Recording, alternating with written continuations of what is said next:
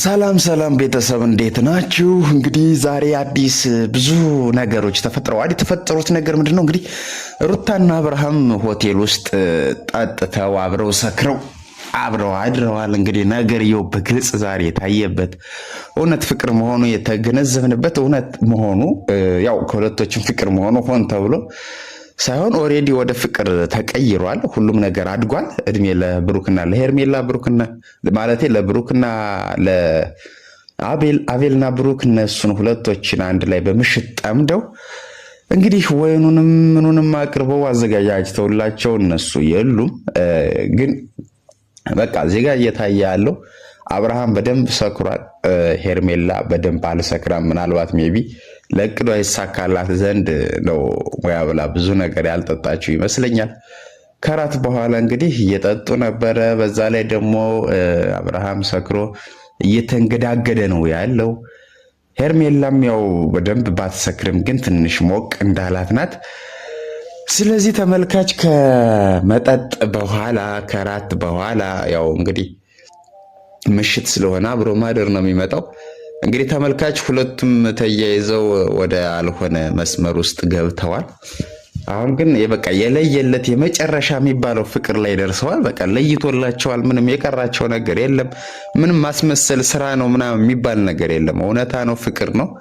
ምንም በቃ አሁን መገንዘብ ያለበት ህዝቡ በቃ በደንብ እውነተኛ ፍቅር መሆኑ አብርሃም በዚህ ልክ አዘጋጅቶ የራት ግብዣ ካደረገላት እንግዲህ ምን እንጠብቃለን? እኛስ ምናችን ሞኝ ነው? በዚህ ልክ እየተሄደ አይ በቃ ይሄ ስራ ነው ፕራንክ ነው እያልን የምንበላሸው ነገር ጥሩ አይደለም። እውነት ነው፣ ግልጽ ነው። ነገርየው በይፋ ታይቷል፣ ግልጽ ሆኗል። ስለዚህ ተመልካች በጣም የሚያናደደው ነገር አብርሃም በቃ በሱ ቤት የሩታን ወጣትነት በቃ ጨረሰ ማለቱ ነው። በቃ ከዚህ በኋላ ልጅ ወልዳለች ምናምን በቃ እሷ ባለ ልጅ ናት እናት ናት ምናምን ወጣት አይደለችም ምናምን በሚል ሰበብ ይመስለኛል ወደ ሄርሜላ የሄደው። እንግዲህ ሄርሜላ ግልጽ ያልሆነላት ነገር ነገ እሷም ስትወልድ ነገ እሷንም ኢቭን ያገባት ሁላ ይችላል የሚል ግምትም ስለሌለኝ ነው። ለዕለታዊ ለጊዜያዊ ስሜት የሚመስል ነገር ነው እኔ እያየሁት ያለው። ተመልካች እንግዲህ እናንተ እስኪ የራሳችሁን ሀሳብ አስተያየታችሁን እዚህ ጋር እንድታስቀምጡ ነው የምፈልግ። እናንተ ሀሳባችሁን አስቀምጡ። እንግዲህ ሁለቱም ተያይዘው ተጧጡፏል። ነገሩ የራት ግብዣ ካደረገላት ኦልሬዲ አልቋል ማለት ነው። ምንም ይሄ ማብራሪያ የሚፈልግ ነገር አይደለም። እናንተስ እስከምን ድረስ ነው? ይሄ ጭራሽ ሊታሰብ የማይገባ በቃ ሊታሰብ የማይገባ ነገር ነበር። ከዚህ በኋላ ግን እኔ ያው እንግዲህ ድጋፌም አብሮነቴም ከሩታ ጋር ነው። የሩታ ድጋፍ የሆናችሁ በቃ በደንብ ሩታ ቀና ጽናናት፣ በደንብ ፈታ እናድርጋት፣ በደንብ እናስደስታት። በቃ እኔ ሩታ በጣም ነው ደስ የምትለኝ። እሱ በዚህ ልክ ሄደ ብላ እሷ ክብሯን ያልጣለች ናት። እሱ ክብሩን ጣለ ብላ እሷ ክብሯን ያልጣለች በጣም ጎበዝ ልጅ፣ ጨዋ ልጅ፣ ማሰብ ማስተዋል የምትችል ልጅ ናት። እሱ ደግሞ እንግዲህ ክብሩን ጥሎ በዕለታዊ መንደር እየዞረ ነው። በማይረባ ሴት ነው የተቀየረው። ግን እውነታው ነገ መኑም አትመኑም ይቅርታ በቃ ተንበርኮ ይቅርታ ጠይቆ ሩታ ዘንድ አብርሃም እንደሚመጣ እርግጠኛ ሆኖ በቃ እኔ እርግጠኛ ነኝ። በቃ ዛሬ ነገ ሩታን ይቅርታ ይጠይቃታል።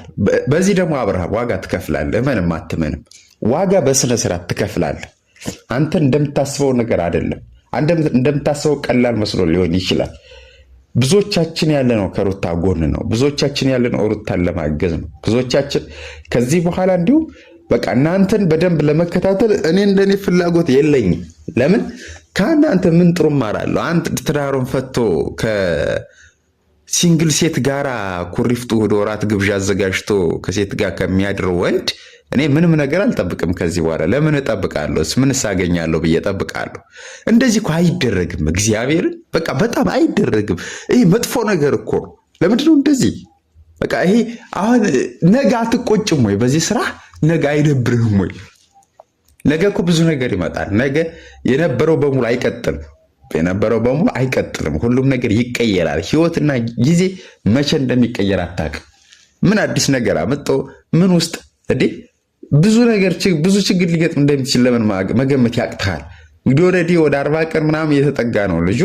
ግን አንድ 40 ቀን ያልሞላው ልጅ አሳቅፋት አንተ ከሌላ ሴት ጋር ሸሸገዳሚ ልትል የትገባ ኩሪፍቱ መዝና እንዴ ባለቤትህ በዚህን ያህል ሜንታሊቲው አእምሮዋ ሲነካ ምንድን ነው? ለእሷ ማን ያላት?